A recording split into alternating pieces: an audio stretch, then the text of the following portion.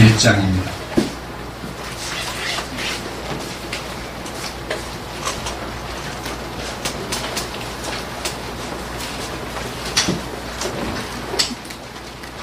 오늘은 아가서 1장 8절 한 절만 같은 목소리로 읽겠습니다.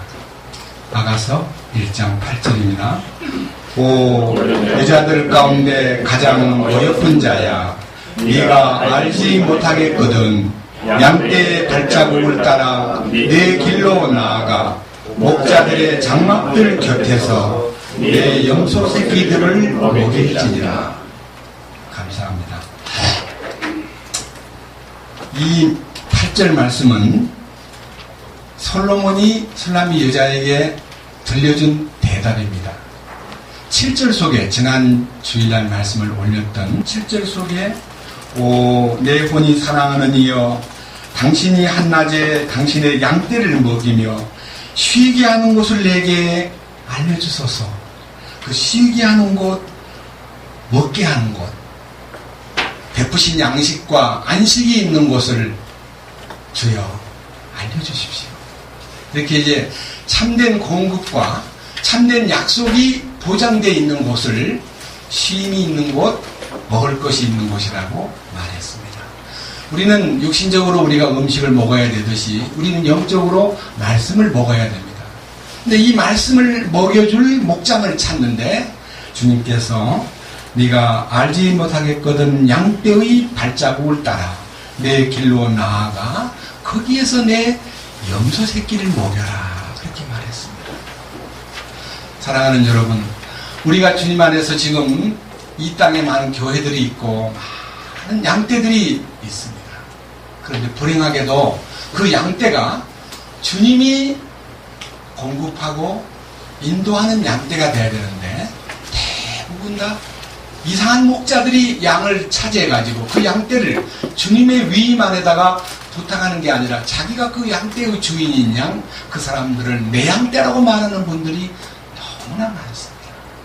그래서 저는 가장 이스라엘 민족이 타락되었을 때 이스라엘 민족 속의 목자들이 양떼를 얼마나 학대하고 얼마나 짓밟고 얼마나 고통스럽게 만들었는가에 대한 장면과 그 양떼를 다시 되찾는 주님의 역사에 대한 역사의 한 페이지를 먼저 소개함으로써 이 술람미 여자가 말하고 있는 양떼를 먹일 수 있는 장소와 쉴 수 있는 장소를 제게 알려주시면 고맙겠습니다라고 말할 때 그 양떼들을 먹일 장소는 다른 곳이 아니라 양떼들의 발자국을 남긴 데를 따라가 보면 반치 풀밭이 있고 쉼터가 있고 거기에 목자들의 장막이 있을 것이다.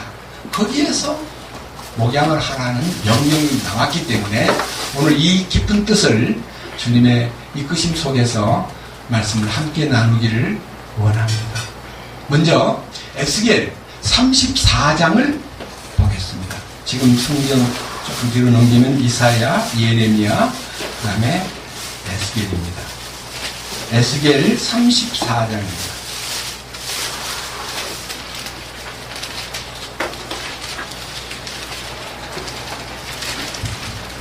(1절입니다) 에스겔 34장 1절. 주의 말씀이 내게 임하니라. 이르시되 사람의 아들아, 이스라엘의 목자들을 대적하여 대언하고 또 대언하여 그들에게 이르기를 주 하나님이 목자들에게 이같이 말하노라. 자기만 먹이는 이스라엘의 목자들에게 화가 있을지어다. 목자들이 마땅히 양떼를 먹여야 하지 아니하겠느냐. 이 하나님께로부터 에스겔에게 임한 놀라운 경고가 무슨 말씀이냐. 왜 목자들이 양떼를 먹여야 마땅하는데 양떼는 먹이지 않고 자기만 배부르기를 원하느냐, 자기만 먹이려고 하느냐. 이런 이제 꾸짖음을 열어주시면서 세부적인 것을 이렇게 말씀하셨습니다. 3절. 너희가 살찐 것을 먹고 양털로 옷을 만들어 입으며 먹은 양들을 죽이되 양떼는 먹이지 아니하는도다. 목자가 양 잡아먹는 일에는 능숙하고 양껍질 벗겨서 옷 만드는 데는 머리를 쓰면서도 양을 먹이려고 하는 생각이 없다 이거예요. 양만 잡아먹으려고 그런다 이거예요. 이런 못된 목자가 어디 있느냐. 양만 잡아먹으려는 목자가. 이 부분이 거짓 대언자, 무책임한 대언자들을 향한 하나님의 진노 어린 에스겔을 향한 책망입니다. 더 세밀한 부분으로 가보면 눈물 날 정도로 우리 마음을 안타깝게 하고 있습니다. 4절. 너희가 병든 것을 강하게 하지 아니하고 아픈 것을 고쳐주지 아니하고 상한 것을 싸매주지 아니하고 쫓겨난 것을 다시 데려오지 아니하며 잃어버린 것을 찾지 아니하고 오히려 폭력과 잔인함으로 그것들을 다스렸도다. 목자가 병든 양을 건강하게 돌봐주고 아파하는 양은 치료해주고 상처 입은 양은 싸매주고 쫓겨났다가 어디론가 헤매던 양은 다시 데려와야 되고 잃어버린 양은 다시 찾아가지고 품어야 마땅한 이 양떼들을 잔인하게 취급했다는 것입니다. 이게 무슨 말인가니 교회의 법도 소위 말하는 행정으로 양떼들을 싹을 몰아붙이고 저는 심지어 성경을 전한다는 사람이 강단에 서가지고 외치는 슬픈 얘기를 들었습니다. 11조를 바치지 않은 사람들을 보고 11조를 떼먹은 도둑놈들아! 이렇게 말하는 설교를 들었습니다. 여러분 11조는요 구약시대의 레위 지파들을 위해서 먹을 것을 뒷받침하고 그들의 사역을 뒷받침하기 위해서 바치라는 명령은 법으로 정해졌지만요 신약 성경 안에서는 11조를 통해서 교회를 운영하라고 하지 않았습니다. 우리 주님은 구약에서는 10분의 1을 필히 바칠 것을 요구했지만 신약에서는 우리를 모두 사버렸기 때문에 주여 내 모든 것이 주님 것입니다. 이게 실제가 돼야 됩니다. 10분의 1은 모든 곡물의 혹은 모든 산물의 첫 열매입니다. 양의 첫 새끼, 모든 열매의 첫 열매, 모든 과일의 첫 곡식, 이 첫 곡식 첫 열매라는 것은 전부가 다 부활의 그리스도를 말하는 것입니다. 우리가 부활하신 그리스도를 우리가 소유하게 되면요, 주여 내 모든 것은 주님 것입니다. 내가 살아도 주를 위해서 살고 죽어도 주를 위해서 죽나니 사나 죽으나 나는 주님 것입니다. 라고 고백하는 것이 신앙생활이지 10분의 9는 네 것이고 10분의 1은 하나님 거다 해가지고 그걸 가지고 저울질하는 신앙생활은 사실 아주 수준 낮은 신앙생활인 것입니다.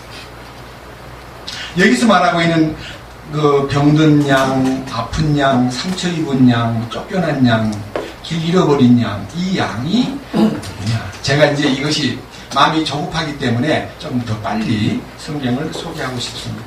제일 밑에 31절을 보겠습니다. 이 양이 누군가요? 31절. 다 같이 읽겠습니다. 31절. 내 양떼 곧 내 초장의 양떼인 너희는 사람이요 나는 너희의 하나님이라 주 하나님이 말한다. 이 양떼를 어떤 짐승을 놓고 한 말이 아니라 사람을 놓고 한 말이다. 이스라엘의 대언자들아 너희는 참 부끄럽게 하지 않느냐. 어떻게 양떼들을 잡아먹는 일만 관심을 갖고 치료하고 돌봐주고 안아주고 보듬어줄 줄 모르느냐. 이런 부분에 대해서요 저는 1968년 제대를 하고요 새벽기도를 하다가 이 에스겔 34장을 읽다가 밤새도록 눈물을 흘렸습니다. 왜? 오늘날 너무나 많은 이 지구상에 먼 데는 못 가봤지만 한국 땅에 교회가 5만 개가 넘고 목회자가 7만 명이 넘는다는데 그들이 양떼들에게 무엇을 주고 있는가? 그것은 주님의 양떼들인데 왜 그들을 먹이지 못하는가? 이 애통한 마음 때문에 밤새도록 눈물을 흘리면서 주님 남은 생을 이 양떼들을 돌보는데 보내주십시오. 그렇게 기도했습니다. 지금 이 말을 읽을 때, 이 말씀을 대할 때 마음이 아주 벅차는데 어떤 문제가 생겼냐? 5절 한번 보세요. 목자가 없으므로 그것들이 흩어졌으며 흩어졌을 때에 들의 모든 짐승에게 먹이가 되었도다. 내 양들이 모든 산과 모든 높은 언덕에서 두루 떠돌아다녔으며 참으로 내 양떼가 온 지면에 흩어졌으되 아무도 그것들을 찾거나 찾으러 가지 아니하였도다.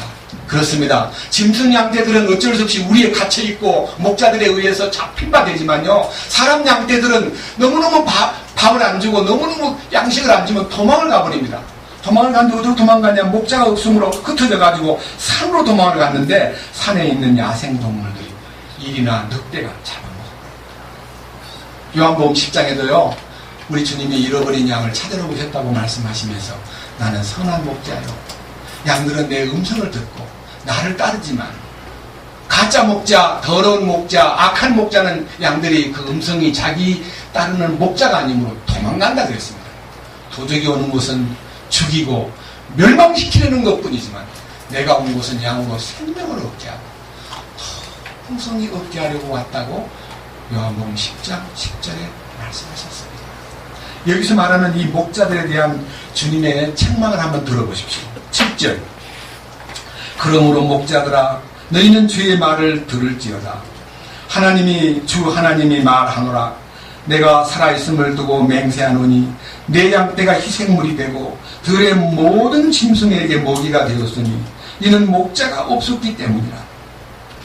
내 목자들이 내 양떼를 찾지 아니하고 오히려 자기만 먹이고 내 양떼는 먹이지 아니하였도다. 그러므로 오 목자들아 너희는 주의 말을 들을지어다. 하나님이 이같이 말하노라. 보라 내가 목자들을 대적하노라. 내가 내 양떼를 그들의 손에서 요구할 것이며 그들로 하여금 내 양떼 먹이는 것을 그만두게 하리라. 또한 목자들은 다시는 자기를 먹이지 못하리니 내가 내 양떼를 그들의 입에서 건져내어 그들에게 먹이가 되지 아니하게 하리라. 양들을 자기의 먹이로 삼고 양들을 착취하는 것만 능한 목자들에게 대한 꾸짖음입니다.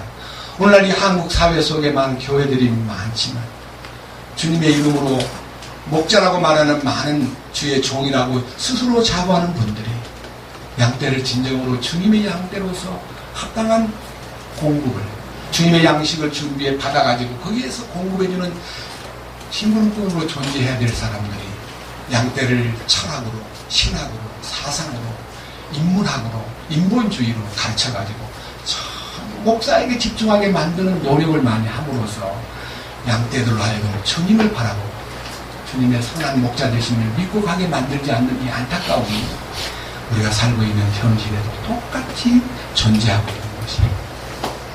저는 이 슬픈 현상들을 우리가 마음속으로 직시하는 눈이 있다면 여러분들이 주님 안에서 공급받고 주님이 나의 선한 목자라는 것을 믿는 것 하나만으로 만족할 수가 없죠. 그렇게 많이 잡혀 먹히고 고통당하고 괴로움당하고 말로 다 못할 그런 어려움 속에 있는 양떼들을 우리가 어떻게 주님 품으로 인도할 것인가, 어떻게 주님의 이끄심만으로 안내할 것인가에 대한 간절한 마음의 기도가 요청됩니다. 그 다음 밑에 이제 약속의 말씀을 보겠습니다. 23절. 에스겔 34장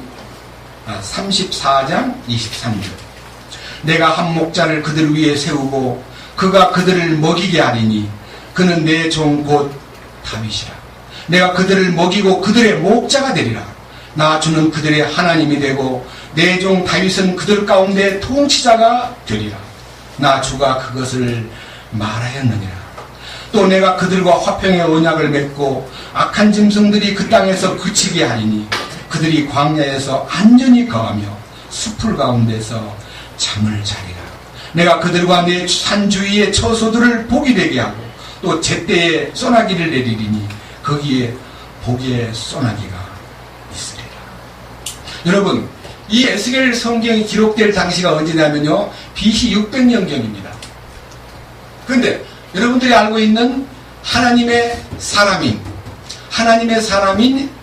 다윗이 존재하던 때는 BC 1000년경 사람입니다. 그러니까 결국은 400년 전에 살다가 세상을 떠나버린 다윗을 보낸다는 말은 다윗을 다시 부활시킨다 그 말이 아니고 다윗의 뿌리에서 예수 그리스도를 보내셔가지고 참 선한 목자로서 그들을 되찾고 구원하고 그들을 살려주고 그들을 푸른 풀밭으로 인도하고 그들을 숲풀 속에서 마음대로 잠들게 할 수 있는 목자이신 예수 그리스도가 오셔서 우리를 다스리고 놀라운 축복으로 인도하마 하신 약속을 예언한 내용입니다. 여러분이 이 말씀을 믿는다면 에스겔 34장에 나타난 그 다윗은 예수님이시구나, 그것을 여러분들이 느낄 수 있습니다. 똑같이 이 에스겔의 예언과 똑같은 예언을 한 예레미야 23장 하나를 보겠습니다.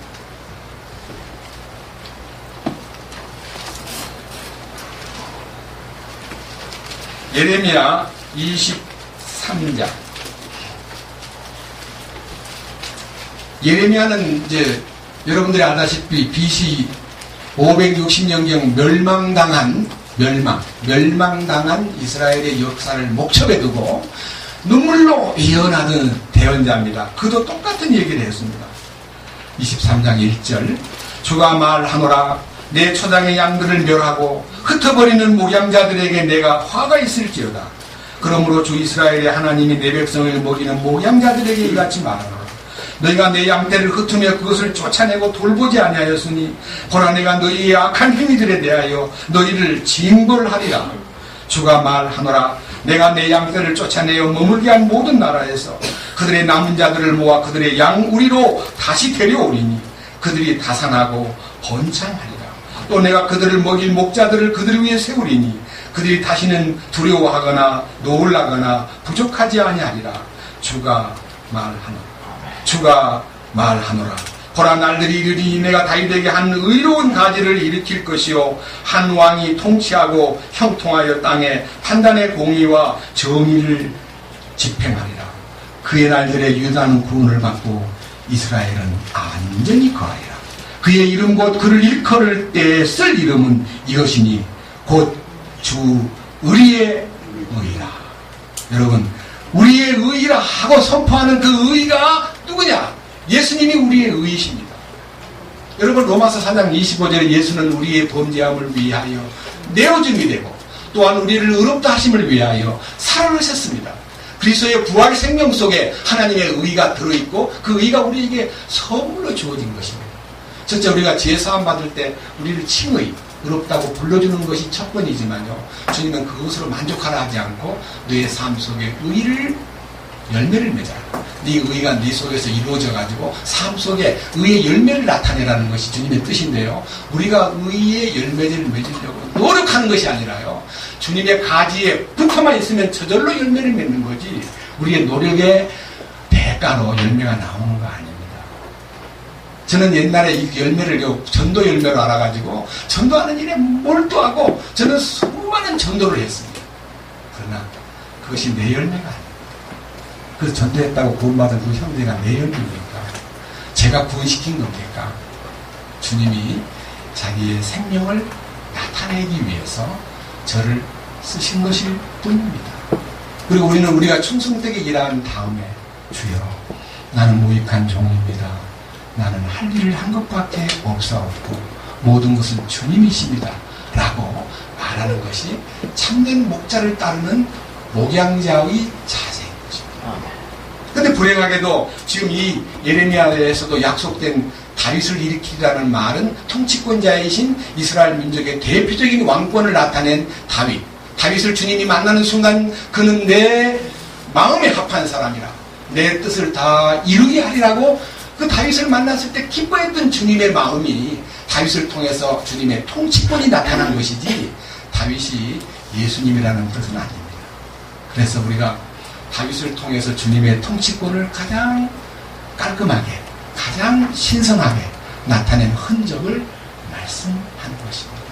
자 이제 우리는 이런 놀라운 사실들이 주님 안에서 이루어졌기 때문에 그 주님이 이 목자로 오셔가지고 우리를 다스리는 왕이신 주님의 실제적인 모습을 자신의 입에서 선포한 요한복음 10장을 잠깐 보겠습니다. 요한복음 10장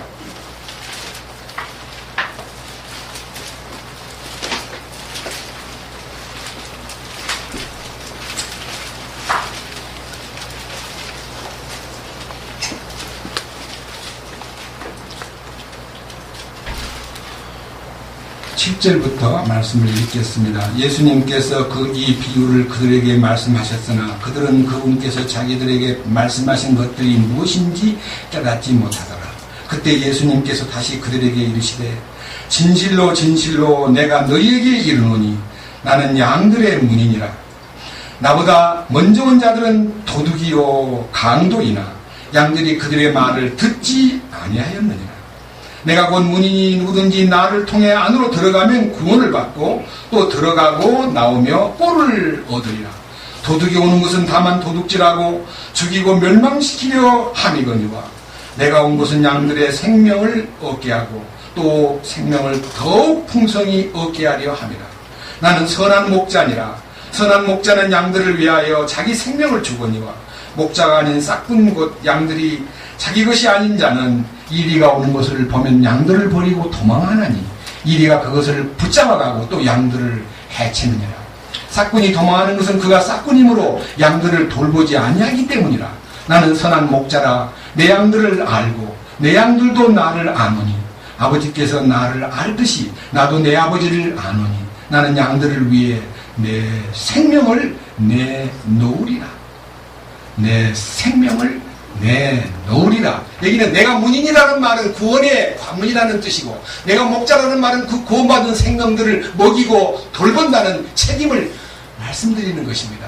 우리 주님은 우리의 선한 목자로 이 땅에 오셔서 우리들을 각 사람이 각 개인이 길을 잃고 헤매고 있을 때도 그 목자는 그 한 마리 양을 찾기 위해서 많이 고생한다는 그 목자의 희생이 누가복음 15장을 보면요 100마리 양 중에 한 마리가 어디로 가서 잃어버렸을 때에 99마리를 들에 두고 잃어버린 한 마리 양을 찾기 위해서 노력하는 그 목자의 희생과 사랑이 우리 주님의 마음이라는 것을 우리는 넉넉히 읽을 수 있는 것입니다. 그렇다면은 술람이 여자는 무엇을 의미하느냐? 참으로 주님과의 사랑의 관계를 가진 사람은 양들을 돌볼 마음이 간절하기 때문에 주님에게 그 양들을 먹이는데 주여 양들 중에는 염소도 끼어있어요. 염소 새끼도. 염소가 새끼를 낳는데 여러분 양과 염소의 차이점을 너무 나쁘게만 보지 마십시오. 양도 제물이 되고 염소도 제물이 되는데요. 염소에 대한 얘기를 잠깐 하겠습니다. 저는 어떤 형제가 중국을 갔는데요. 중국의 그 어떤 넓은 광야에 양떼가 놀고 있는 현장하고 염소떼가 놀고 있는 현장을 이렇게 보면서 양과 염소의 차이점을 이렇게 얘기합니다. 형제님, 저 양떼를 보십시오. 양떼들은 갈 때요, 다이아몬드형 내지는 타원형으로 간답니다. 제일 앞에는 순양, 아주 소위 말하는 캡틴 같은 양떼들의 가장 힘이 있고 강한 양이 앞장을 서고 그 다음에 순양들이 뒤따르고 그 다음에 뒤에는 암양들이 뒤따르고 중간에는 새끼 양들이 따라갑니다. 그런데 풀을 뜯어 먹을 때 그 광야의 풀이 너무너무 귀하기 때문에 오래돼가지고 아주 그 겉부분은 딱딱한 부분이 있고 속부분은 좀 부드러운 부분이 있고 속살이 조금 있는데 순양이 가면서 겉부분을 강하고 아주 억센 것을 뜯어먹고 싹 지나가면 그 다음에 암양이 그 속에 있는 약간의 부드러운 부분을 먹고 속살은요 남겨둬가지고 새끼양을 먹게 한다는 겁니다. 배려와 사랑과 먹이에 합당한 순양이 먹는 건 단단한 음식을 먹어야 되고 암양은 좀 더 부드러운 음식을 먹고 아주 부드러운 거는 새끼양을 배려한다는 것입니다. 그런데 염소를 보십시오. 염소 때는요 갈 때 타원형을 짓거나 그 다음에 다이아몬드형을 짓지 않고 일렬로 쫙 갑니다. 보세요. 4등음씩 그냥 보이는 대로 닥치는 대로 그냥 먹어버린다는 겁니다. 자기밖에 모르는 거예요.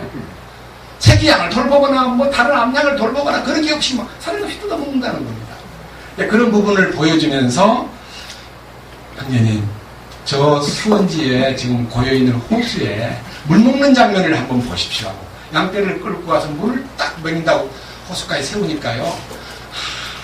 기다리면서 첫 줄이 가서 물을 조금 마시고 쓱 발을 디디면 그 다음 뒷줄이 가서 그냥 다시 가서 물을 먹고 절대로 발을 물에다가 담그지 않고 물을 먹는 모습을 보여주면서 얼마나 그 물을 다음 양들을 위해서 물을 꾸정거리거나 지가 막 많이 먹고 싶다고 들어가서 맑은 물 먹겠다고 그 뒤에 밟아가지고 아주 양떼들을 해하지 않는다. 보세요. 얼마나 질서 있고 사랑스럽게 물을 먹나요? 그 형제가 그걸 보고 깜짝. 그럼 염소는 어떻습니까?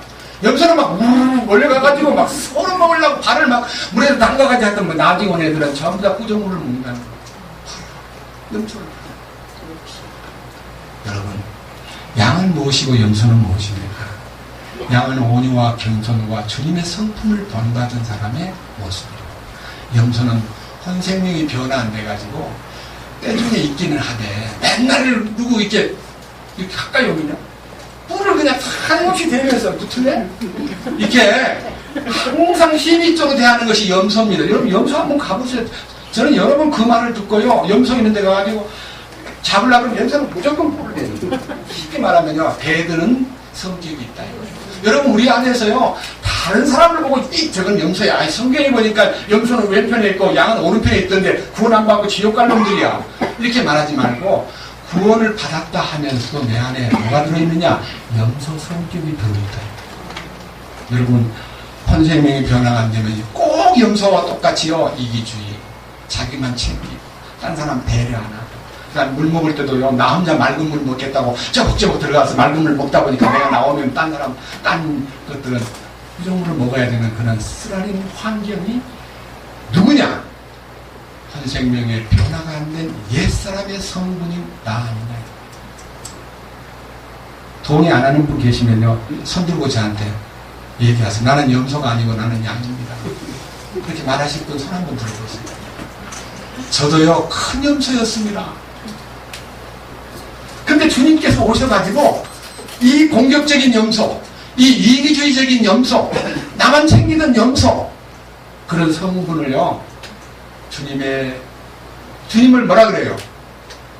어린 양이라 그러잖아요. 어디든지 어린 양이 인도하는 대로 따라가는 자들이면 그 어린 양, 이 요한계시록 14장에 있는 14만 4천 명, 참으로 부활의 천열매인 어린 양만 따라가는 여자로 더불어 더럽히지 아니하고 정절을 지킨 그 양이 누구냐면 변화받은 이기는 자다 이 말이에요.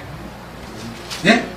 그렇다면 우리는 염소 성분이 지옥 갈 사람이라고 규정을 내리지 말고, 아, 나 염소 성분을 지닌 옛사람이 내 안에 들어앉아 있구나. 그걸 알면요, 아직도 변화 안 된 염소 새끼들을 먹이는 것이 변화시키는 얘기를 얘기하는 거예요. 먹이는 일이 어떤 변화가 오느냐면요, 예레미야 15장 보겠습니다. 구약성경 예레미야 15장.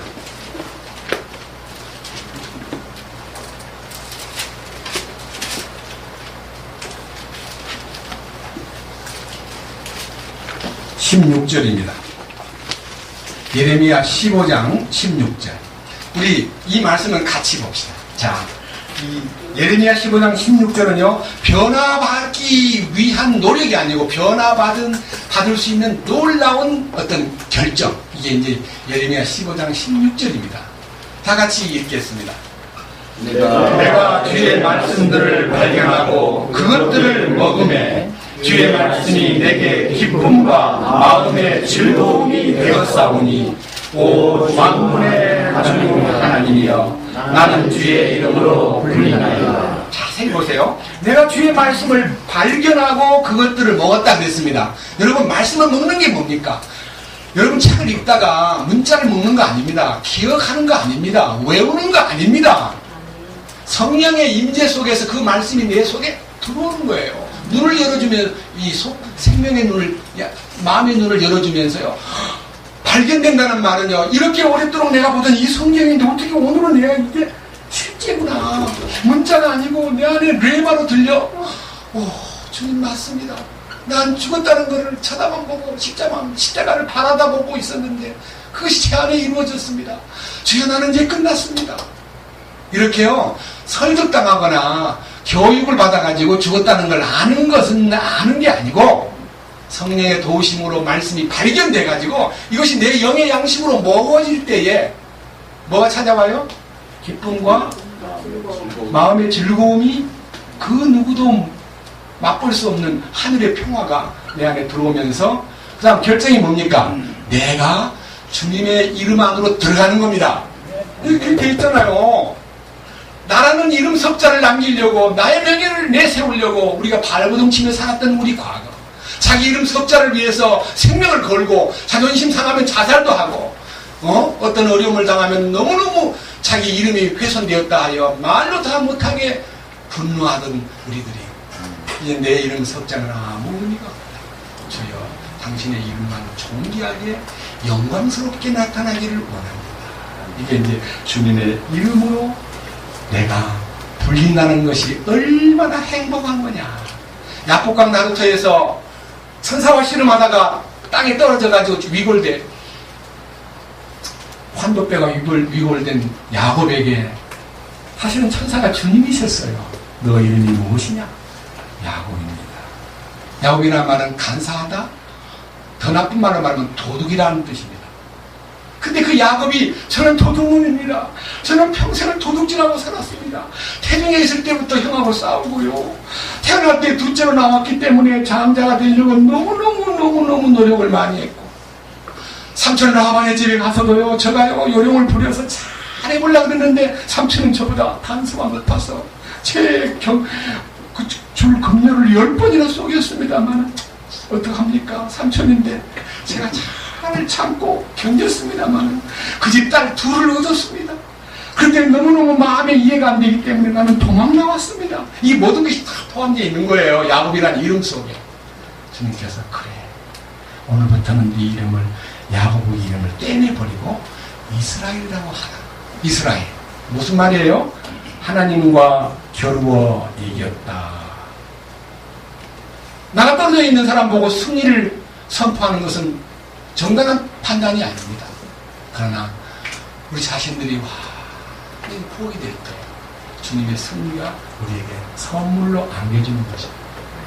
승리는 쟁취하는 것이 아니라 주님에게 선물로 하는 것입니다.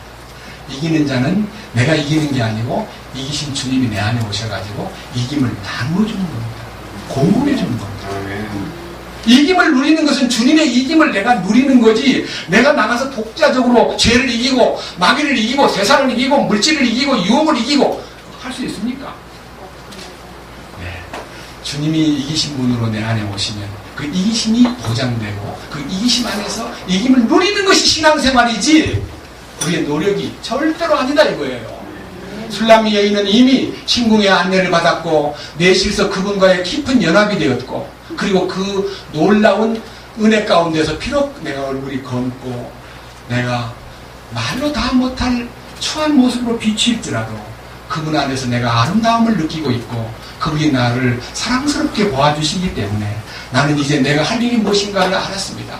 양떼들을 모이고 싶은데 주여 그래서 주께서 나를 인도하신다면 우리가 함께 달려가겠습니다 하는 말은 나 혼자만의 신앙생활이 아니라 함께 양떼들을 같이 더불어 가는 이게 이제 더불어 가는 것이 신앙생활이지 야 골치 아프더라 가보니까 마음에 안 멎어 난 집에 살래 여보 우리는 교회 가지 맙시다 둘이서 그냥 합시다 아유 깍쟁이들 말이야 말만 하고 행동도 안 하고 아주 쓸데없는 소리를 자꾸 해서니까 근데 죄지요 하면 만나지 말고 우리끼리는 합시다 하고 혼자 예수 믿는 사람 많습니다.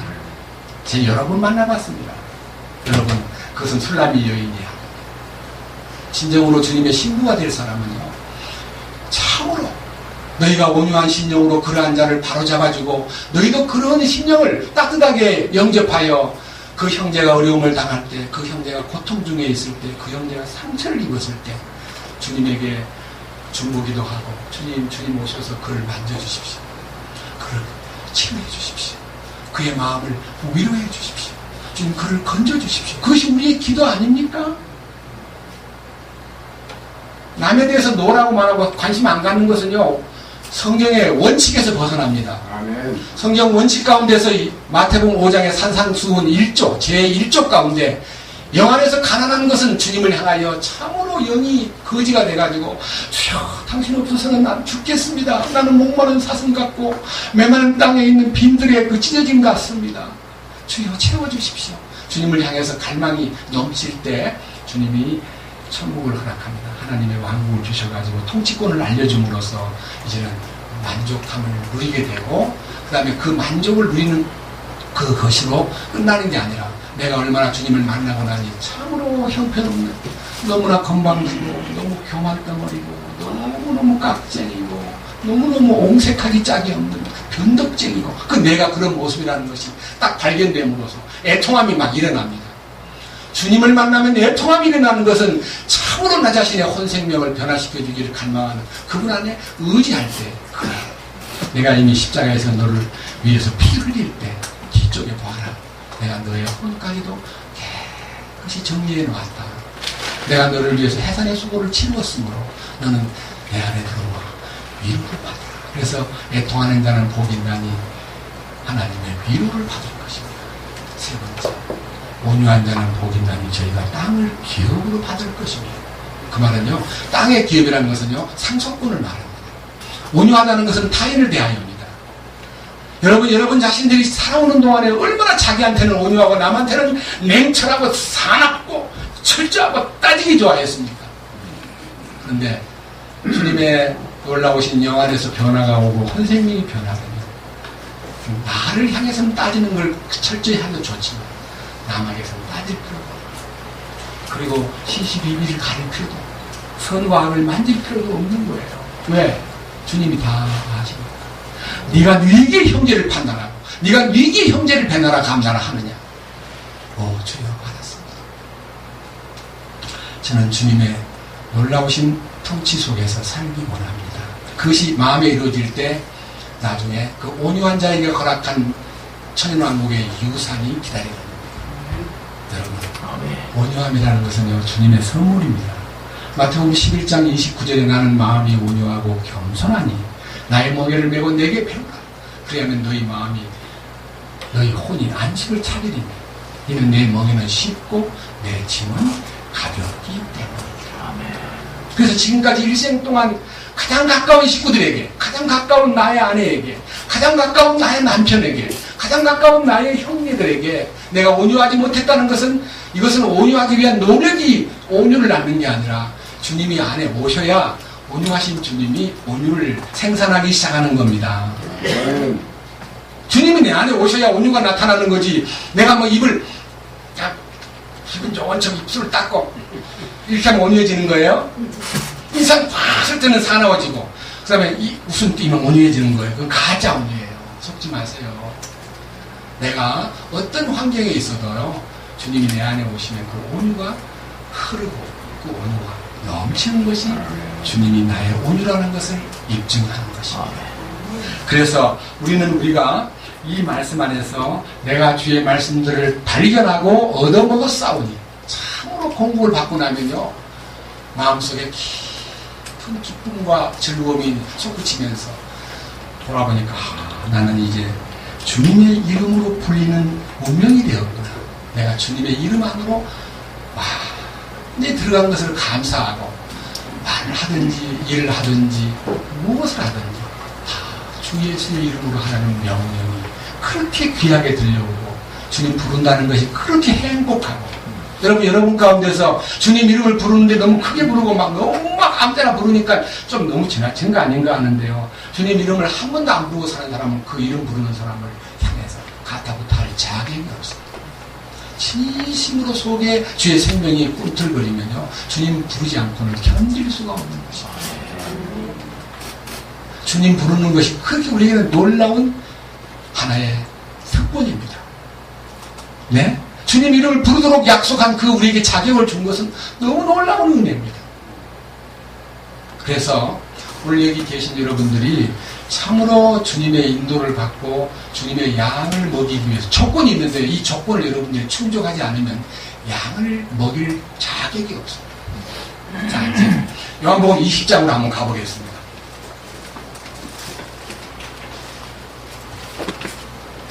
요한복음 20장.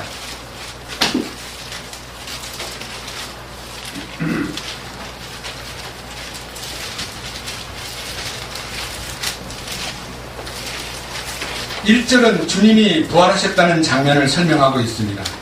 그 다음 19절부터는 주님이 자기 자신을, 이제 부활하신 주님이 제자들에게 자기가 나타나셔가지고 긴 호흡을 통해서 성령을 받으라. 22절 보면요, 그가 숨을 내쉬면서 말씀하시기를 그들에게 너희는 성령을 받으라 하는 놀라운 주님이 나타나심에 대한 내용들을 보여주었습니다.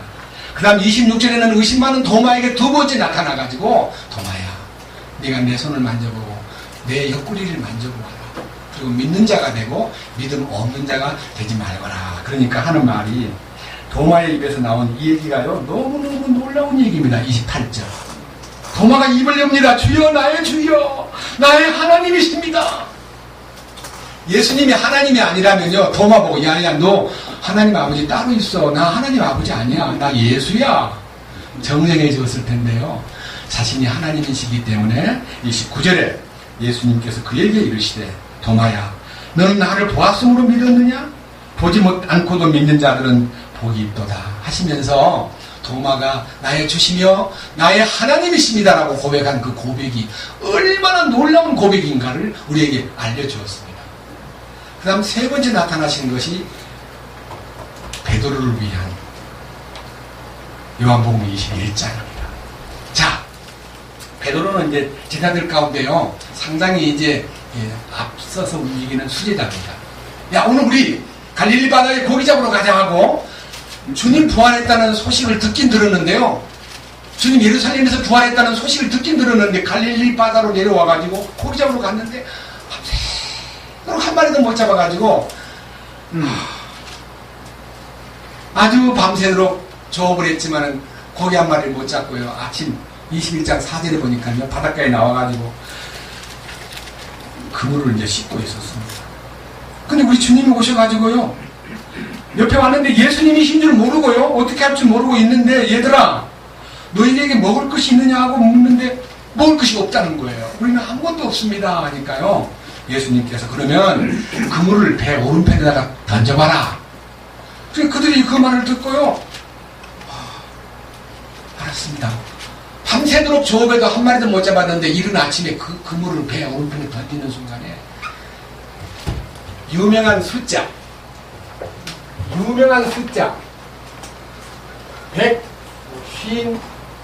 153마리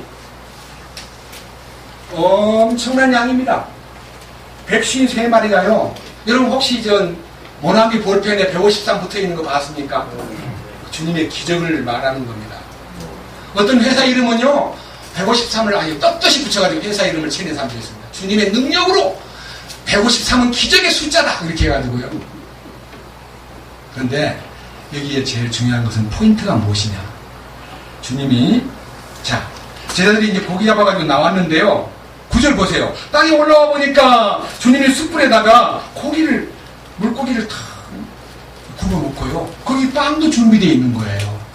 주님이 그들에게 먹을 것을 준비해 놓고요 와서 먹으라 그랬어요. 그리고 야 그 잡은 고기도 좀 와서 올려놓아라. 그 잡은 고기도 올려놨는데 잡은 고기가 153마리였다 그랬습니다. 근데 여기서요 제일 중요한 것은 13절 이에 예수님께서 오셔서 빵을 가져다가 그들에게 주시고 물고기도 그와 같이 하시니라. 이제 이것은 예수님께서 죽은 자들로부터 일어나신 뒤에 세 번째 자기 제자들에게 자기를 보이신 것이더라. 그런데 이게 왜 나타나셨느냐. 물고기 잡아가지고 기적을 보여주려고 잡은 게 아니고요 베드로를 회심시키려고 베드로를 변화시키려고. 무슨 말입니까? 베드로는 바로 며칠 전에요 예수님이 가야바 법정에서 고난당하고 조롱당할 때 예수님을 3번이나 부인하고 저주한 경력을 가진 실패자 완전히 낙담한 상태에 있던 베드로입니다. 주님이 그 양을 먼저 회복시켜야 되기 때문에 보세요. 15절 이처럼 그들이 먹은 뒤에 예수님께서 시몬 베드로에게 이르시되 요나의 아들 시몬아 네가 이것들보다 나를 더 사랑하느냐 하시니 그가 그분께 이르되 주여 그러하나이다. 내가 주를 사랑하는 줄 주께서 아시나이다 하매 그분께서 그에게 이르시되 내 어린 양을 먹이라 그랬습니다.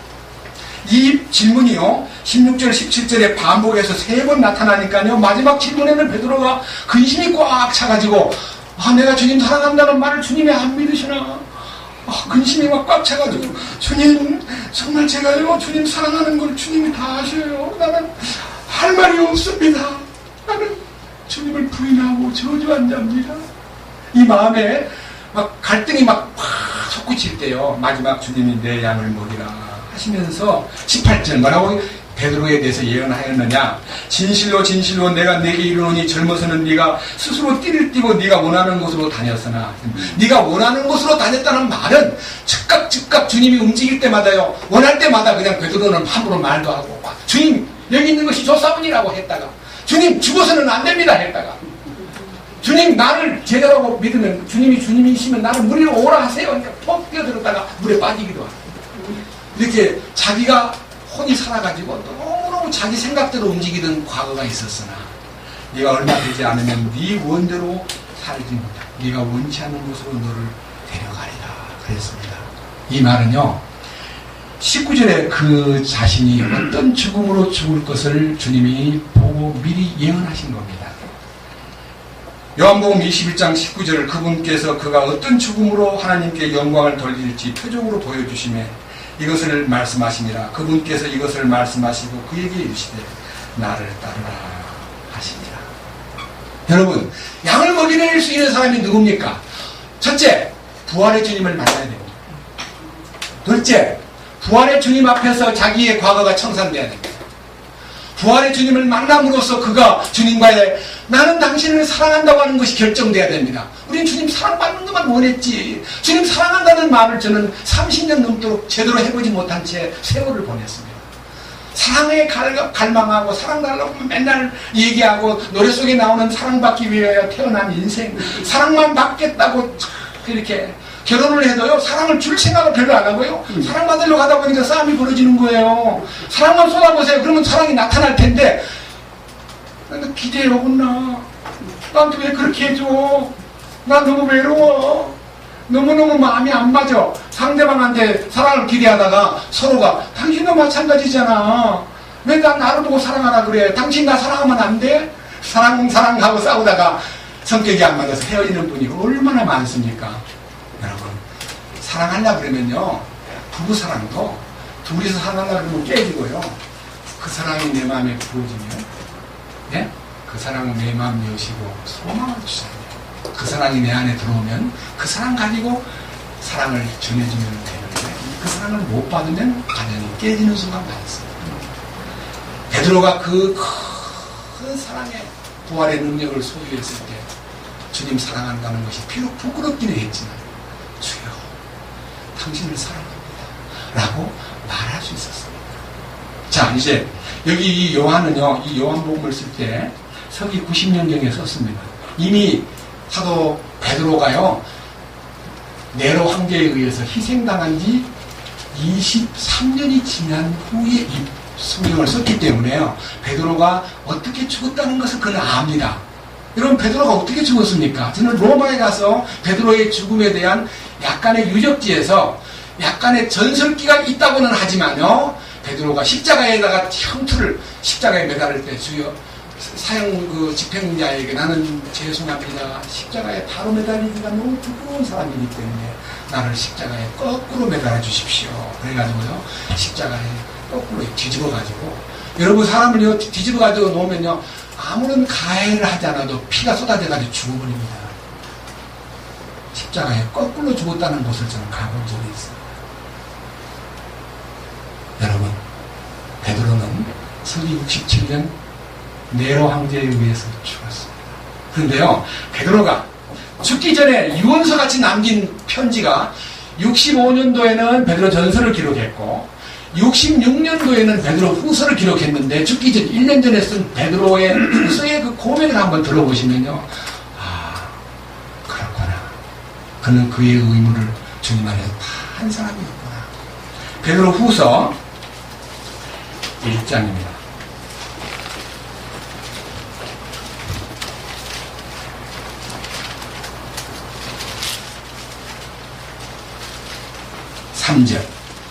우리를 부르사 영광과 덕에 이르게 하신 분을 아는 것을 통해 그분의 신성한 권능이 생명과 하나님의 성품에 속한 모든 것을 우리에게 주셨도다. 그것들로 말미암아 지극히 크고 보배로운 약속들이 우리에게 주어졌나니 이것은 너희가 약속들을 힘입어 정력으로 인해 세상에 있게 된 썩을 것을 피하여 하나님의 본성에 참여하는 자가 되게 하려 함이니라. 3절에서는 하나님의 성품에 속한 모든 것을 주셨다고 고백을 했고, 4절에서는 하나님의 본성에 참여하는 자가 되었다고 하는 그 기쁨을 표현했습니다. 이 말은 뭔 말이냐? 그날 주님을 만나는 순간에 성령의 도우심으로 주님의 본성, 성령으로 말미암아 혼생명이 완전히 끝나고 오직 주님만 바라볼 수 있는 놀라운 내적 변화가 이루어진 것을 마지막 유언같이 표현하면서 그가요 1년 전에 편지를 쓸 때 이렇게 편지를 썼습니다. 여러분 그 편지를요 유심히 읽어보면 야 본성에 참여한 사람으로서 양을 어떻게 먹였는가가 자기 삶 속에서 모본으로 딱 제시가 됩니다. 자 옆으로 넘기지 마시고요. 베드로 전서 5장을 1절부터 보겠습니다. 베드로의 얘기입니다. 너희 가운데 있는 장로들에게 권면하노니 나 역시 장로요 그리스도의 고난의 증인이요 또한 앞으로 나타날 영광에 참여할 자니라. 너희 가운데 있는 하나님의 양떼를 먹이고 감독하되 첫째 양떼를 먹이는 일이 어떤 일이냐 하면 이렇게 해야만 된다. 나는 이렇게 했다는 걸 고백하는 거예요. 유언같이 남긴 말 가운데 양떼를 먹이되 하는 말은 내가 양떼를 먹여보니까 첫째 어떻게 하지 말라고요? 억지로 하지 마라. 억지로 힘들어. 짜증스러워. 내가 꼭 이걸 해야 돼. 내가 꼭 이렇게 해야만 돼. 이렇게 억지로 양떼를 돌보를 생각하면요 양떼들이 다 알아채래요. 여러분도 친구라고 어떤 얘기를 했는데 억지로 하면 보여요 안 보여요? 그러면은 그냥 없는 걸로 합시다. 이렇게 하고 싶은 것이 우리 마음이에요. 억지로 하는 거 다 보입니다. 근데 주님께서도요 양떼를 돌보는 사람이 억지로 하는 거 주님 제일 싫어합니다. 억지로 하지 마세요. 헌금도 억지로 하지 말라 그랬습니다. 그 다음 밑에 뭐라 그랬어요? 자진하되 어떻게 해요? 자진해서 하되 더러운 이익을 위해서 하지 말고 그러니까 정말 자원하는 마음으로 나가긴 나가는데 계산하지 마라. 이익을 계산하지 말라. 자기한테 뭐 생긴다고 생각하지 마라. 절대로 이익을 계산하지 마라. 그 중에서 더러운 이익이라는 것이요 다 더럽습니까? 네? 이익이 다 더러운 겁니까? 그러면 뭐 이익 보는 일은 전혀 안 해야 되겠네? 네. 유익한 이익을 하나님이 주시는 건 닿대. 네가 마음먹어서 네 혼이 이끄는 대로 더러운 이익으로 마음이 기울어진 거면 일만하게 뿌린 돈에 대한 집착이 더러운 이익을 만들어내는 겁니다. 돈을 사랑하면 일만하게 뿌리가 된다 그랬어요. 너무 돈만 생기면 다 해결될 것 같은 마음으로 일을 벌리면 그 돈이 더러운 돈이 되는 겁니다. 우리는 주님이 주시는 양떼들을 돌보는 목자가 여기는 목자가 뭐라 그랬어요? 첫째는 네? 고난의 증인이 돼야 된다 그랬어요. 고난의 증인이 돼야 된다. 여러분 고난의 증인이 뭡니까? 나는 보았다. 나는 고난을 보았다. 이 고난을 보았다는 고난의 증인이요 무슨 고난이냐가 중요한 거예요. 나는 고생 많이 했다. 나는 돈 때문에 너무너무 어려웠다. 나는 부도 나가지고 힘들었다. 나는 뭐 가정에 우리 집이 어떤 어려움 때문에 내가 고난을 많이 겪었다는 그 고난이 인간관계의 고난이 아니고요. 고난의 증인은 그리스도의 고난의 증인이에요. 보세요. 예, 그리스도의 고난이에요. 여기 보세요. 5장 1절에 무슨 증인? 그리스도의 고난의 증인입니다. 그럼 여기 성경 베드로가 쓴 성경 안에서 고난이 무슨 고난이냐? 그리스도의 고난이다. 그럼 그 고난이 나에게 어떻게 적용되느냐? 앞으로 한 장 넘겨보세요. 3장 18절.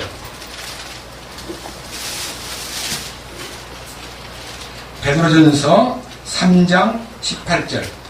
그리스도께서도 죄들로 인하여 한 번 고난을 받으사 의로운 자로서 불의한 자를 대신하셨으니 이것은 그분께서 육체 안에서 죽임을 당하셨으되 성령으로 말미암아 살아나셔서 우리를 하나님께로 데려가려 하십니다. 여기는 많은 말씀이 의미가 함축되어 있지만요, 포인트를요 고난에다가 딱 여러분들의 그 시선을 중심을 두십시오. 그리스도께서도 죄들로 인하여 한 번 고난을 받으사 의로운 자로서 불의한 자를 대신하셨으니 이해하시겠죠? 고난이 뭡니까? 주님 죽으신 겁니다. 그러면요, 그 고난이 내가 증인되려면 고난의 현장에 있어야 됩니다. 고난을 멀리서 듣고 증인되면 그 가짜 증인입니다. 증인은 목격자가 되고요, 직접적으로 현장에 있어야 그 고난의 증인이 증인되는 겁니다. 맞죠? 고난의 증인되려면 4장 1절을 체험해야 돼요. 4장 1절. 그러므로 그리스도께서 우리를 위해 육체 안에서 고난을 당하셨은즉 그와 같이 너희도 같은 생각으로 무장하라. 육체 안에서 고난을 당한 자는 이미 죄를 그쳤나니. 죄가 끝나야 돼요. 고난의 증인은 죄가 끝나야 돼요. 성질 내고 죄 짓고 이익을 취하고 또 어제 노래 부렸다가 오늘 성질 내고 어제 축복했다가 오늘 막 저주하고 이런 한 입에서 두 말 나오는 사람은 죄가 그친 자가 아닙니다. 죄가 끝나야 됩니다. 저는 이 일에 대해서 주님을 찬양합니다. 죄가 끝나야 돼요. 언제? 십자가로 내 옛사람이 끝났는데 사탄이 끝나고 죄를 짓게 만드는 사탄이 끝나면 죄가 여기서 어떻게 움직입니까? 죄가 끝나야지. 예? 죄가 끝남으로써 그리스도의 고난의 증인으로 나타나는 겁니다. 아멘? 아멘. 감사합니다. 자, 그 다음 5장 1절. 너희 가운데 있는 장로들에게 권면하노니 나 역시 장로요 그리스도의 고난의 증인이요 또한 앞으로 나타날 영광에 참여할 자니라. 너희 가운데 있는 하나님의 양떼를 먹이고 감독하되 억지로 하지 말고, 그 다음에 자진해서 하며 더러운 이익을 위해서 하지 말고 오직 준비된 마음으로 하라. 여기에요, 준비된 마음이라는 것은요, 내가 무엇을 준비한다고 생각하면 너무너무 착오입니다. 아브라함이 그 이삭을 바치라는 명령을 받을 때 하나님이 준비하신다는 걸 믿었기 때문에요, 나무찜을 지고 올라가는 이삭의 아버지, 칼도 준비되어 있고 불도 준비되어 있고 저 덩어리는 장작도 준비되어 있는데 재물은 어떻게 하시려고 안 가져가세요? 그러면요, 하나님이 니를 바치란다. 그러면요, 이삭이 놀래가지고 떼었다 불러버릴 거예요. 근데 하는 말이 뭐래요? 하나님이 자기를 위하여 친히 준비하셨다. 그게 뭐예요? 믿음이에요. 주님이 주신 믿음이에요. 무슨 믿음이냐? 하나님이 이미 약속하시기를 네 후손들은 하늘의 별처럼 땅의 모래처럼 번성할 터인데 이삭으로 말미암아 번성하리라. 아, 그러면 이 아들을 죽여도, 이 아들을 바쳐도 하나님이 도로 살려낼 것이라는 믿음을 가진 겁니다. 우리는 부활하신 주님 때문에 부활 믿음이 크지만 아브라함은 부활에 대한 얘기를 한 번도 안 들어봤는데 아들을 통해서 하나님의 부활 능력이 나타날 것을 믿었다는 겁니다. 히브리서 기자는 아브라함은 그 아들 이삭을 드림으로 죽은 자 가운데서 그 아들을 도로받은 것이니라. 그러므로 그는 부활을 나타낸 증인입니다. 고난의 증인은 부활을 경험한다, 그 뜻입니다. 여러분, 부활은 반드시 전제 조건이 죽음입니다. 죽음 없이는 부활이 없습니다. 여러분, 부활의 생명을 누리려면 주님 십자가에 함께 죽었다고 하는 확신이 속에서 일어나야 부활이 나타날 터인데, 죽음은 가짜로 죽고요, 부활을 누리려고 하니까 얼마나 얌체입니까? 안 그래야 죽지도 않고 부활을 막 노래하고 막 부활신앙 좋다 그러고 막 부활하신 주님 만났다 그러고 막 부활하신 주님 노래하는데 생활 가운데 부활은 냄새가 안 나. 그럼 거짓말쟁이잖아요. 그래서 하나님께 속하였다고 말하고 죄를 짓는 사람은 거짓말쟁이니 진리가 그 속에 있지 아니하니라. 요한일서 공부할 때 우리가 분명히 밝히 보았잖아요. 그 다음 또 하나 보세요. 3절 5장 3절 하나님의 상속 백성 위에, 그러니까 하나님의 상속 백성이 우리 모두인데 이제 이 가운데 누가 잘난 상속 백성이 따로 있습니까? 설교한다고? 성가대 지휘한다고? 교회 봉사 많이 하고 뭐 충성했다고? 위에 있습니까?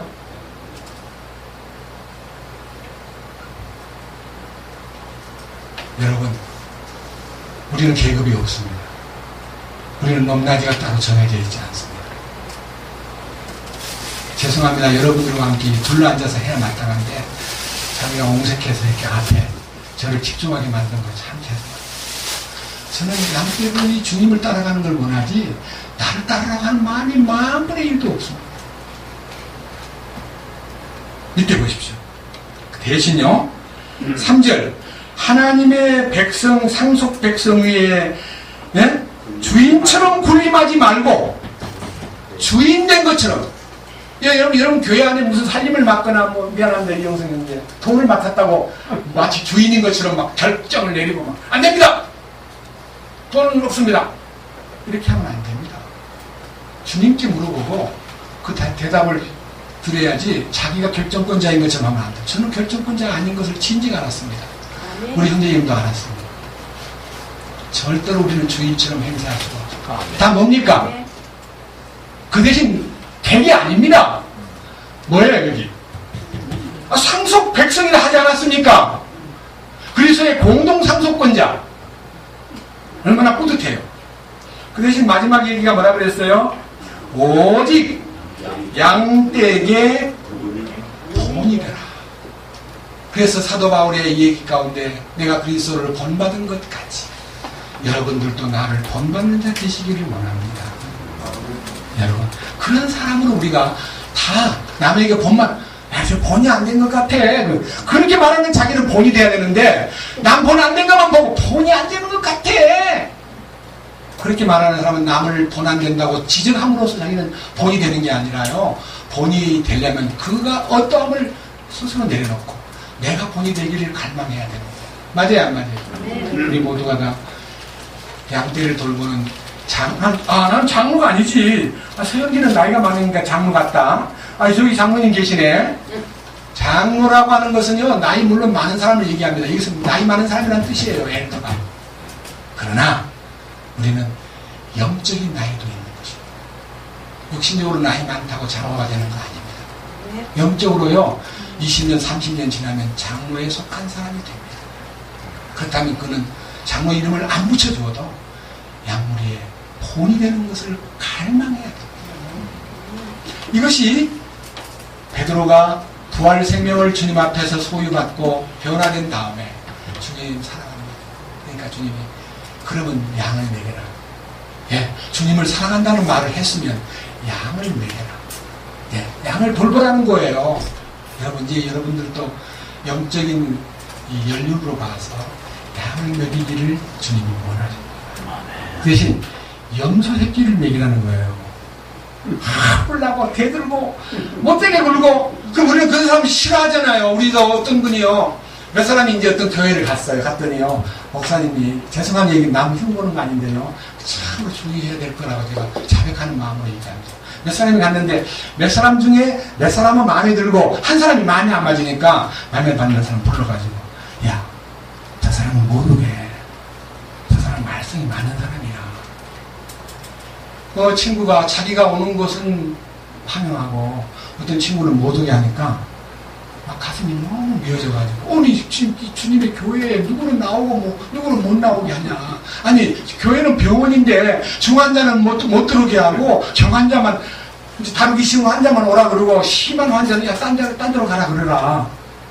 근데요 제가 어저께 우리 여기 찾아오신 함께 참석하신 닥터 성한테 들은 얘기 사랑하는 사이먼 형제님이 의사가 유능해지려면 환자를 병만 진단하지 말고 돈도 진단해야 된다는 말을 저는요 들었던 얘기지만요 새삼스럽게 깜짝 놀랐습니다. 아니 그것이 나쁘다 좋다는 말이 아닙니다. 치료를 충분히 해도 정확히기도 하고 돈도 줄 사람인가 알아야지 시간 치료해 줬는데 나 배째시오 나 돈 없어 이 내용을 얼마나 낭패고 얼마나 마음에 시름이 크냐. 그러니까 의사는 돈도 진단할 줄 알아야 된다는 얘기가 상당히 이제 들어왔습니다. 저는 여러분 앞에 고백합니다. 이 교제 가운데 오신 분 가운데 제 마음에 괜찮은 사람은 마음에 저울을 돈이 좀 있는 사람이구나. 야구보스 이상에 좋은 자리에 앉아서 하고 형편없는 사람이 들으면 내 발등 밑에 앉았든지 안 오면 좋겠다. 그런 사람이 있을 수 있는 거예요. 교수님이나 변호사나 국회의원이 오면 막 어서 오세요. 얻어먹는 불쌍한 과부나 너무너무 꾀지지 않는 어떤 홀로 사는 불쌍한 남자가 나타나면 저 사람은 뭐하러 왔지? 골치 아픈데? 이런 마음이 우리에게 든다면 주님의 마음은 아니라는 것입니다. 저는 가난한 자가 오는 것에 대해서 마음에 너무 감사합니다. 성공한 사람은 여기 못 옵니다. 왜 못 오냐? 십자가는 자기가 죽는 것이기 때문에 낭패와 실망을 당한 다음에 와서 무릎을 꿇지 잘 나가고 잘 떼고 잘 풀리면 이런 데 오지를 않습니다. 어디로 가냐? 화려한 대성령이 있는 곳으로 갑니다.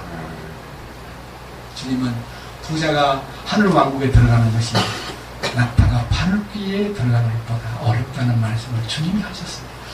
이러니까 그럼 어떻게 구원을 사람들이 받겠습니까? 참 너무너무 참 곤란한 얘기신데요. 그러니까 주님이 말씀하시기를 사람으로는 할 수 없으되 하나님은 하신다. 그러니까 하나님이 하시는 일을 따르는 사람만 하나님 앞에 정속되는 것이지 자기가 돈 믿고 할 수 있다고 믿은 사람은 주님이 너는 안 돼. 난 너하고는 상대 안 할 거야.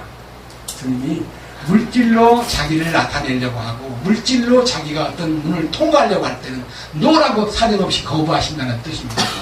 돈의 힘으로 하는 것이 아니기 때문입니다. 세상의 돈은요 하나님보다 더 아주 전능한 힘으로 취급받고 있습니다. 우리는 물질로 주님의 영광스러운 대열에 가는 거 아닙니다. 그래서요 베드로가 변화되어 주님의 사랑을 깨닫고 나니까 변화되고 나니까 그래 내 어린 양을 돌봐라. 내 어린 양을 먹여라.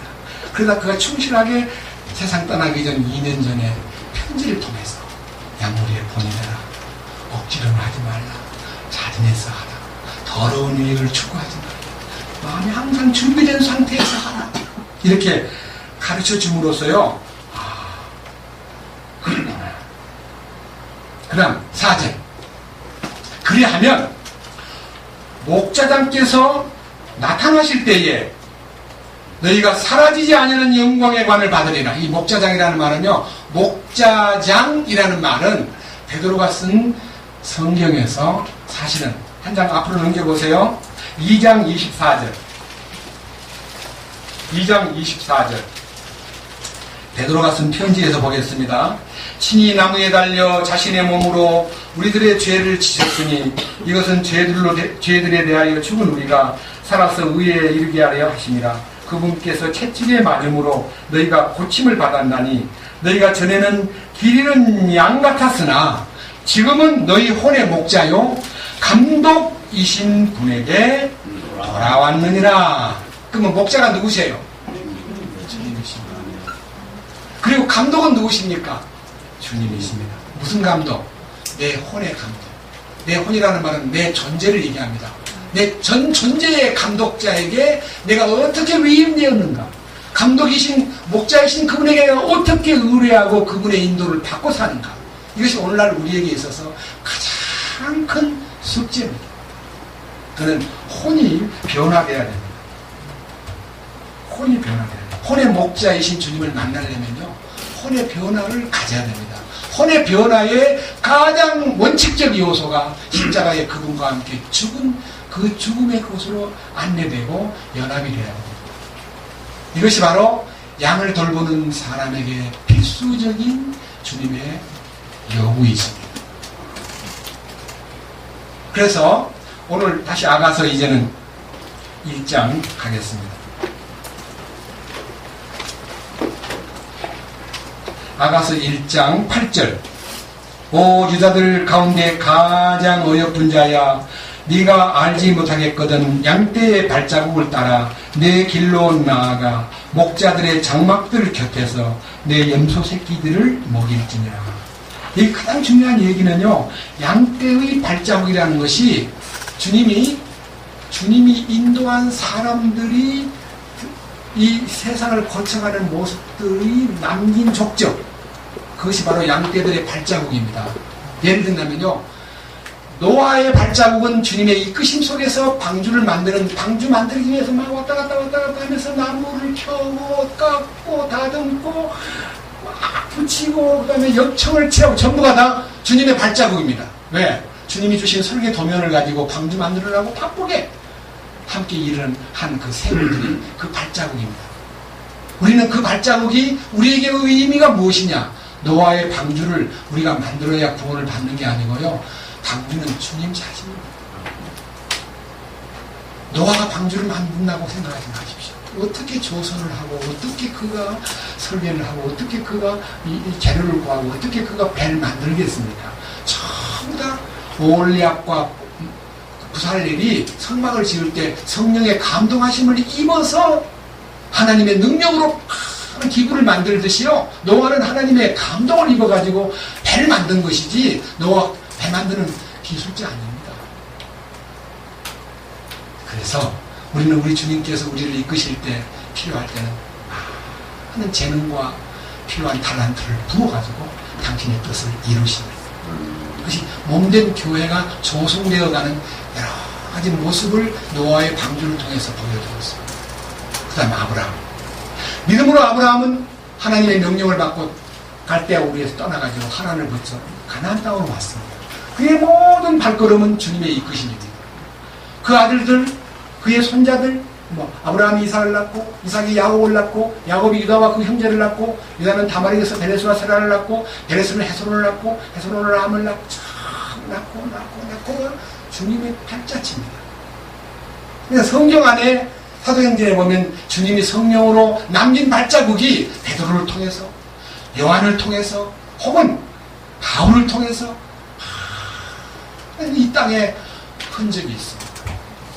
근데 우리는 기록된 성경을 통해서 주님의 이끄심을 따라가기 때문에 우리가 성경을 볼 때 어떻게 봐야 되냐면, 아하, 주님이 우리를 위해서 따라오라고 남긴 발자국이 있구나. 그것을 주의해야 돼요. 사람 발자국 아닙니다. 솔직히 말해서요, 마틴 루터가 훌륭한 분입니다. 그러나 마틴 루터를 따라가면 안 돼요. 만약 마틴 루터가 자기를 따르는 사람이 있으면 여러분, 나를 따르지 마세요. 우리 주님을 따라갑시다고. 주님을 가이드해야만 오는데, 살았을 때는 나를 따르지 말라고 말했는지는 몰라도 죽은 다음에는 루터파가 생긴 거예요. 요한 칼빈은 장로교, 요한 웨슬레는 감리교, 윌리엄 보드는 구세교. 그런 파가 생겼습니다. 여러분, 그때들이요, 웨슬레파라 그러고 장로교파라 그러고요. 그래서 성경에 나타나 있는 주님의 속한 자로서 주님 안에 딱 견고히 세우지 않고 자기를 따르겠다는 많은 사람들은 다 주님 앞에서 불충성한 사람으로 취급되는 것입니다. 여러분, 저를 따르는 사람 아무도 물론 없을 줄 알고, 누가 바깥에서는 성안함 교회라 그래요. 부끄럽기 짝이 없습니다. 주님의 명예를 훼손하는 얘기입니다. 이 교제는 주님을 따르는 무리들로 존속하기를 바랍니다. 아멘. 여기 베드로전서 2장을 보겠습니다. 베드로전서 2장.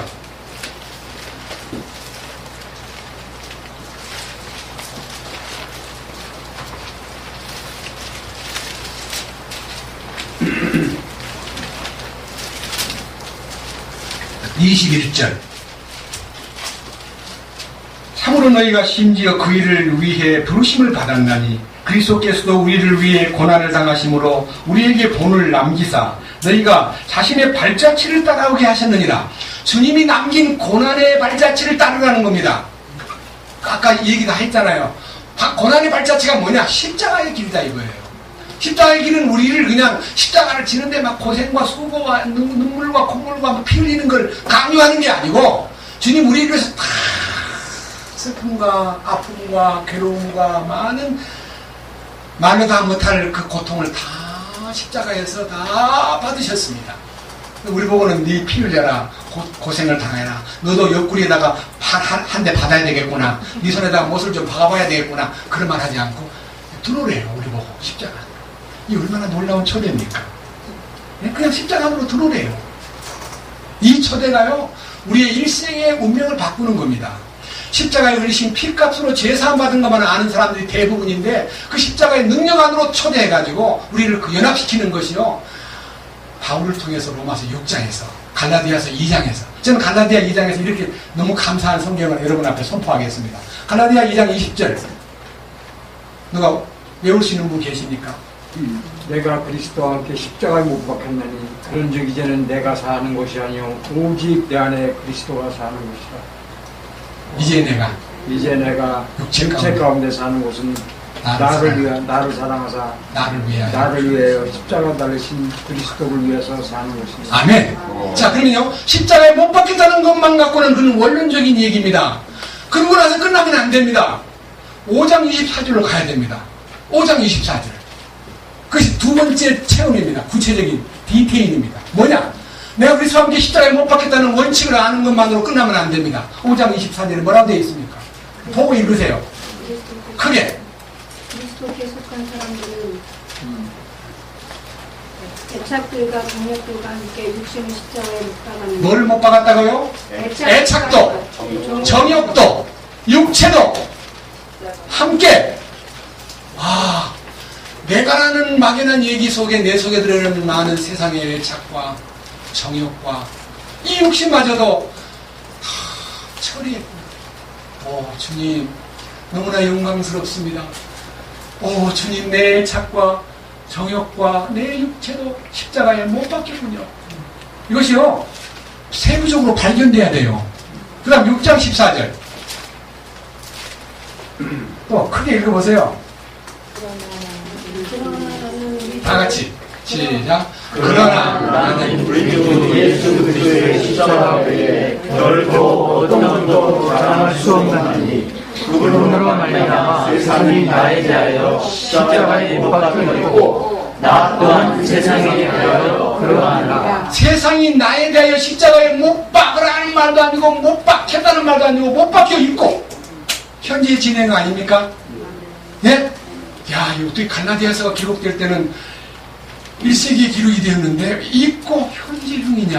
야, 이거 우리를 위해서 배려하신 말씀이구나. 세상이 나를 대하여 십자가에 못 박혀 있고 나 또한 세상에 대하여 그렇구나. 세상이 못 박혀야 됩니다. 예? 세상이 싫어지는 거예요. 아멘. 그 말은 비관하는 거 아닙니다. 아이고 내가 너무너무 괴로워서 죽어버려야겠다. 그런 얘기 아닙니다. 영광스러운 주님의 약속과 능력이 보이기 때문에 십자가만 자랑하는 마음이 생기고 십자가를 통해서 세상을 보니까 가치가 없는 쓰레기예요. 아멘. 네? 배설물로 보이는 거예요. 이게 우리 속에서 우리의 신앙생활을 더욱 견고하게 하고 오직 나의 자랑은 십자가밖에 없구나. 이것이 우리 마음속에서 솟구치는 그 삶이 주님의 인도를 받고 있는 선한 목자이신 주님 안에 있는 생명을 얻을 뿐 아니라 그 생명을 더욱 풍성하게 우리를 성장시키고 우리를 더 풍성한 신분의 자리로 나아가게 만들고 이기는 자의 자리에 우리를 이끌어주는 놀라운 손길이라는 것을 믿을 때 우리 얼마나 행복합니까? 거기 가서 우리가 우리 인상 쓸 필요가 어디 있습니까? 누구한테 손 내밀 필요가 어디 있습니까?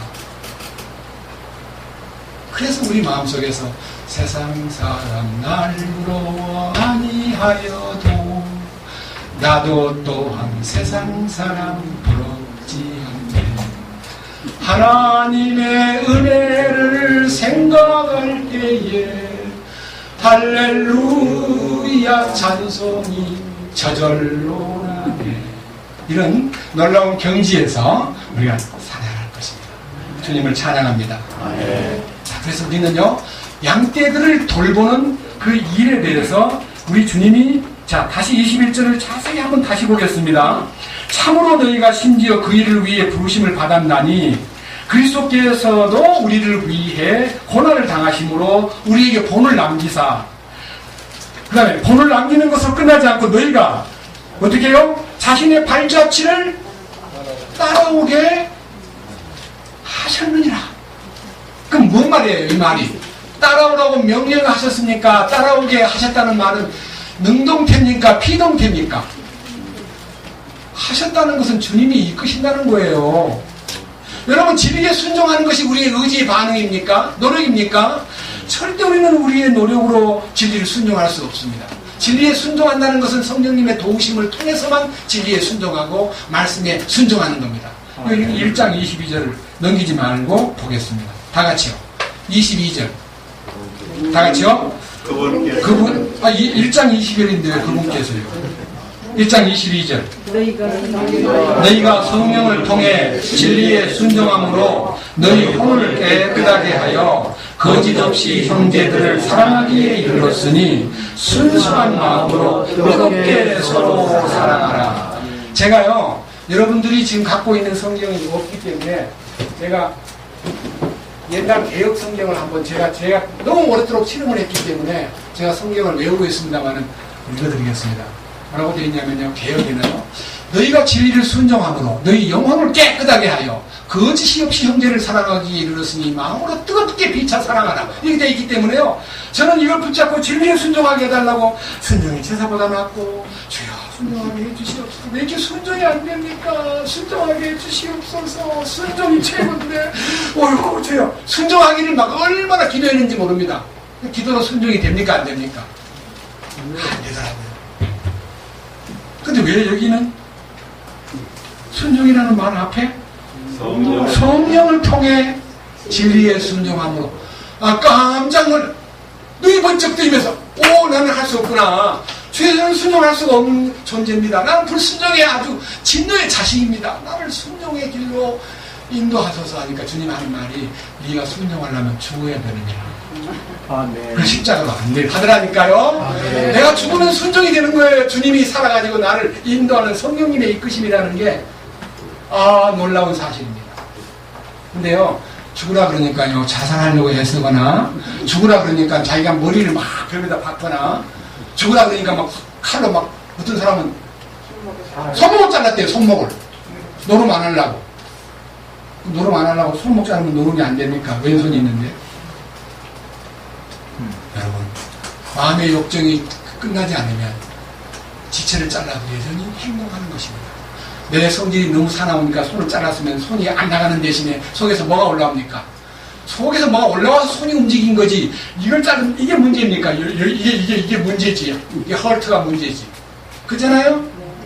우리 자신이 십자가에 끝남으로써 진리에 순종하게 되고 그 순간부터 성령님의 인도를 따라 뜨거운 사랑이 솟구치면서 형제들을 순수한 마음으로 사랑할 수 있도록 이끌어 주시더라 이거예요.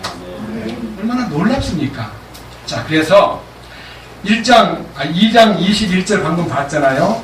22절 그분께서는 죄를 짓지 아니하시고 입에 교활함도 없으시며 욕을 당하시되 맞대어 욕하지 아니하시고 고난을 당하시되 위협하지 아니하시며 오직 의롭게 심판하시는 분에게 자신을 맡기고. 자, 여러분, 우리가 억울한 말을 들으면요 막 못 견뎌합니다. 죄가 있는데 지적을 당하면요 약간 고개를 숙였다가 그래도 그렇게 말하면 됩니까? 조금 심하게 하잖아요. 아무리 잘못했지만요 이렇게 말하는 사람이 대부분인데요, 내가 억울하게 말을 들으면 막 잠을 못 잡니다. 내가 뭐 어떻게 못 견뎌 합니다. 여러분, 억울한 일을 당할 때, 주님이 억울한 일을 당하셨을 때 죄 없는 분, 그는 그럼에도 불구하고 따지거나 대항하거나 부당한 고통을 당하면서도 고통을 견디면서 하나님께 감사하고 하나님께 맡기고 하나님 당신이 판단하시옵소서 했던 그 예수님이 이 죄인 속에 오셨습니다. 오셔가지고 내한테 억울한 일을 딱 당하면요, 야야, 나는 죄 없이 당하는 것이 있었거든. 너는 죄덩어리 아니었냐? 네, 맞습니다. 할 말이 없는 거예요. 무슨 공격을 당해도. 저는 여러분들, 주님이 우리 안에 계시면 초월적인 능력으로 나를 붙잡아줘요. 인도하신다는 사실을 확실히 믿습니다. 그것은 딱 한 가지 조건, 고난의 발자취를 따라간 자에게만 한정시킵니다.